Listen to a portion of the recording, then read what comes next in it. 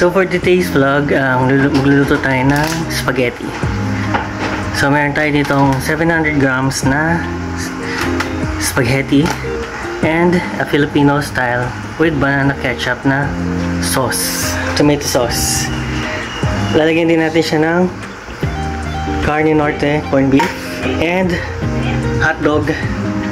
So maghihiwa na tayo ng sibuyas at bawang. So ito yung mga simpleng pwede nyo gawin sa bahay kung wala kayong mga ingredients. So ginagawa ko lang to para at least may mga idea tayo. So nakapagpakulo na ako ng tubig. Ilalagay ko na yung noodles or pasta. Ayan.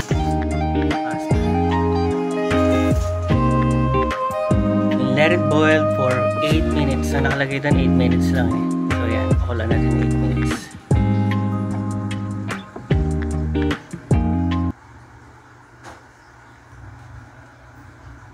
Ito na yung ating tender, juicy hotdog na hiniwa.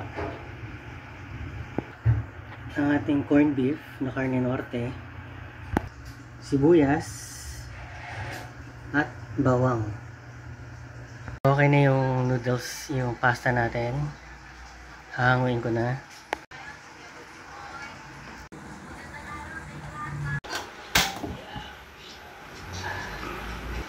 So yan, magpapainit na tayo ng saucepan at magigisa na tayo. Magtimpla muna ako ng kape kasi milig akong magtimpla ng kape. Uminom ng kape habang nagluluto. Lagyan natin yung bawang, gisahin. Sibuyas, the onions, lagyan natin yung onion.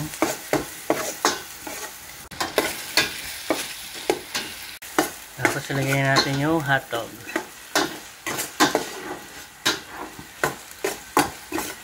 Medyo ano lang natin na konti, golden brown para malasa.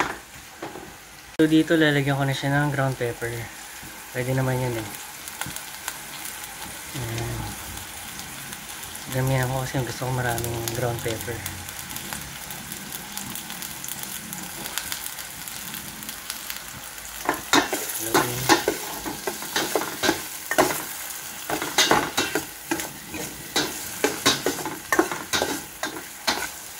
So after nito, nalagay ko na yung corned beef.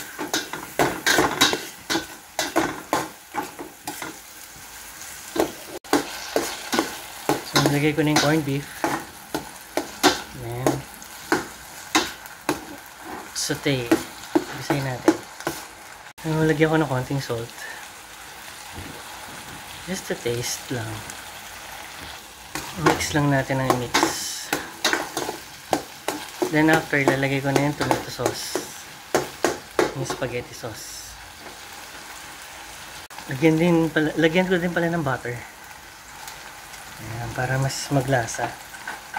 Dagdagan lang yung lasa niya. Perfect. So, nilagyan ko siya ng butter. Depende naman sa inyo kung gusto niyo. So, ito lang yung usual na ginagawa ko pag ganito lang. So nilagay na natin yung tomato sauce or spaghetti sauce. Yan, pakukuloyin na lang natin. Napagluto na siya, okay na, ready na siya. Tikman na natin siya. So ito siya guys, thick yung sauce. Mas gusto ko kasi yung thicker yung sauce eh. Yan, para mas kumakapit siya sa noodles ng spaghetti. So, after nito, ang ating spaghetti sauce, yeah, serve na natin. Pakuliin pa natin. So, ito na siya guys. Ito na. Nilagay ko na yung sauce. Nilagyan ko na ng cheese. So, ito na ang ating spaghetti. So, enjoy eating. Thank you and bye-bye.